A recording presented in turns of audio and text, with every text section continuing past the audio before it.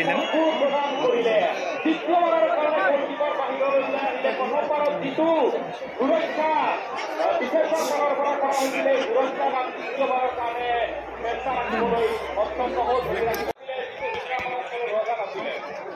আৰু সঁচাকে এইটো হলে হ'ব নহলে দিগদাৰ 69 স্বৰ্গদেৱ শুক্ৰাংকৰ পিছত 4-5 বছৰৰ কাৰণে আহোম ইংৰাজৰ কোনো ৰজা নাছিল। ইয়াৰ পিছত স্বৰ্গদেৱ চতুৰ্থৰ পিছত চন কি সঠিক পাহৰিছো 1374 to 1379 तक স্বৰ্গদেৱ চতুৰ্থৰ পিছত কোনো ৰজা নাছিল। ইয়াৰ পিছত আকৌ 1389 to 1397 तक স্বৰ্গদেৱ দেওখামতিৰ পিছত কোনো ৰজা নাছিলে। মুঠতে 18টা বছৰ ৰজা নাছিলে স্বৰ্গদেৱ। কিন্তু ইমান সুন্দৰভাৱে 18টা বছৰ বৰগোহাঁই আৰু বুঢ়াগোহাঁইৰ দ্বাৰা ইমান সুন্দৰভাৱে চলোৱা হ'ল।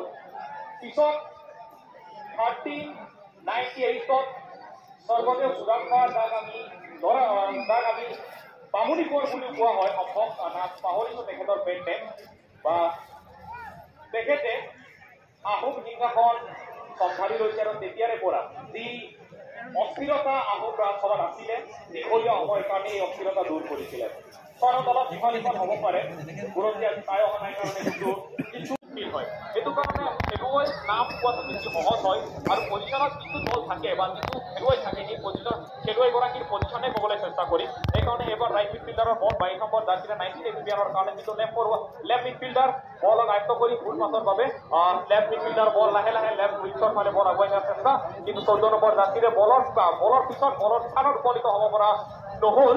ये किसी किसी हमने थोड़ा सा खता रह गया है और यहाँ पे क्रोइफ के साथ आगे जाने की प्रयास कर रहा था, किंतु अभी भी अब तक सक्सेस नहीं हुआ है, सफल नहीं हुआ है। बहुत हल्की थी बॉल, लेकिन चारा डिफेंडर खिलाड़ी 3 डिफेंडर खिलाड़ी और 3 स्ट्राइकर खिलाड़ी वापस मौजूद आया है।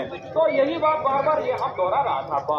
कोई अकेले एकू কথাই যেতিয়া বল ডিফেন্ডাৰ পজিশ্যন আহে তেতিয়া 4-5জন ডিফেন্ডাৰ আহি যায়। যেতিয়া মিডফিল্ডত আহে 19 এভিয়ানৰ 4-5জন ডিফেন্ডাৰ মিডফিল্ডাৰ খেলুৱৈ আহি যায় আৰু যেতিয়া ষ্ট্ৰাইকাৰত যায় তেতিয়া 4-5জন ষ্ট্ৰাইকাৰ আহি যায়। তো এইটো আছিলে বিউটি আৰু ইমানখিনি পজিশ্যন 100 মিটাৰ হ'ব 120 মিটাৰ দীঘল আছে এই খেলপথাৰ আৰু 90 মিটাৰ বহল আছে আৰু ইমানখিনি এলেকা 90 মিটাৰ ইনটু 120 মিটাৰ এৰিয়া 90 মিনিটৰ কাৰণে কভাৰ কৰা সঁচাকৈ বহুত জটিল।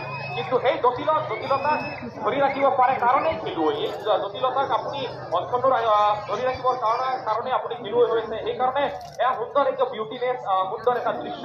এবাৰ राइट मिडफील्डर बॉल किंतु यहाँ पे गलत शॉट सीधा ओपोनेंट खिलाड़ी के डिफेंडर खिलाड़ी के पैरों पे गया बॉल, लेकिन সুন্দর ইন্টারসেপশন আর এই উত্তরটা চেষ্টা করে এবার বিপক্ষের ভালো বল বিপক্ষটা বাজিব পারে বিপক্ষান্ত বাণিজ্য ইয়াক খাব পারে, কিন্তু ব্যাক পাস পজিশনৰ ডিমান্ড নাহিলে আৰু সেই কাৰণে কিছু ব্যাক পাস কৰাৰ দৃশ্য দেখিবলৈ পোৱা গৈছে। এটা পুশ, কিন্তু পুশ সিধা 37 নম্বৰ জানি এবাৰ হুজুক হ'ব পাৰে কাৰণ পজিশনত 2 মিটাৰ ৰেডিয়াছত কোনো খেলুৱৈ নাই। এবাৰ ব্যাক পাস আহিব লাগে, কিন্তু বহুত ডিফেন্ডাৰ আহি গ'ল এই কাৰণে ফুটবল খেলত এই এটা প্ৰব্লেম।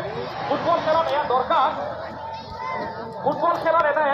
Reaction time. আপুনি কিমানৰ ৰিয়েকশ্যন কৰে, আপুনি কিমান জলদি যিমান সোনকালে আপুনি दूसरी गोल की तलाश पे है, क्योंकि दूसरी गोल के साथ इस बरस को और मजबूत बनाना चाहते हैं, लेकिन अब तक मौका दिया नहीं। जो गलती किया था डिफेंडर की परफेक्टली गलती भी नहीं था, इतना डिफेंडर स्ट्रॉन्ग है सेकेंड एफिबियन टीम का, उससे भी ज्यादा स्ट्रॉन्ग था स्ट्राइकर 19 एफिबियन का, तो इसीलिए ये फ्यूज तोड़ पाया।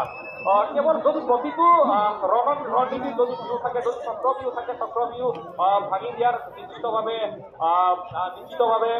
কৌশলো আছে আৰু এই কৌশলকে অক্ষুণ্ণ ৰাজ্যে কৌশলকে অনুসৰণ কৰিছিলে 19 এফিবিএনে আৰু সুৰক্ষাৰ ভেহু পানী ছেকেণ্ড এফিবিএনৰ সুৰক্ষাৰ ভেহু পানী প্ৰথমটো গল স্কোৰ কৰিবলৈ সক্ষম হৈছিলে। এবাৰ থ্ৰ'ইন আৰু এই থ্ৰ'ইনেৰে আগুৱাই যোৱাৰ চেষ্টা আৰু সুন্দৰ ক্লিয়াৰেন্স, দীঘলীয়া ক্লিয়াৰেন্স শ্বট আৰু কিন্তু যিমান ক্লিয়াৰেন্স শ্বট হ'ব তথাপিতো থ্ৰ'ইনৰ সুযোগ লাভ কৰিয়ে থাকিব ছেকেণ্ড এফিবিএনৰ দলে।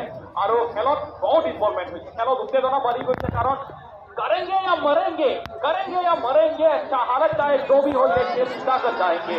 এতিয়া সেইকাৰণে এটা আয়েল শ্বেখ অৰবিদ্ধ এটি বাঘ অৰবিদ্ধ এটি সিংহৰ দৰে আক্ৰমণ কৰা দেখা গৈছে ছেকেণ্ড ডিভিজনৰ দলত আৰু সেই মেণ্টেলিটি সেই মানসিকতা আৰু সেই চিন্তাধাৰাই ফুটবলক বেছি আকৰ্ষিত কৰে সেই চিন্তাধাৰাই ফুটবলক বেছি আকৰ্ষিত কৰে কেতিয়াও পৰাজিত নোহোৱাৰ যিটো জুনুন কেতিয়াও পৰাজিত নোহোৱাৰ যি আৱেগ যি ইচ্ছা সেই ইচ্ছাই আমাক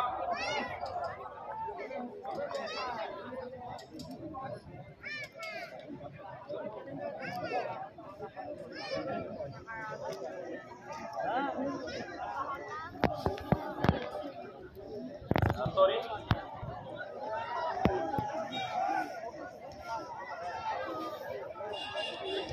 sorry sir I apologize এইবাৰ সুন্দৰ সুযোগ লেফট ফৰৱাৰ্ডৰ ফালৰ পৰা আক্ৰমণৰ চেষ্টা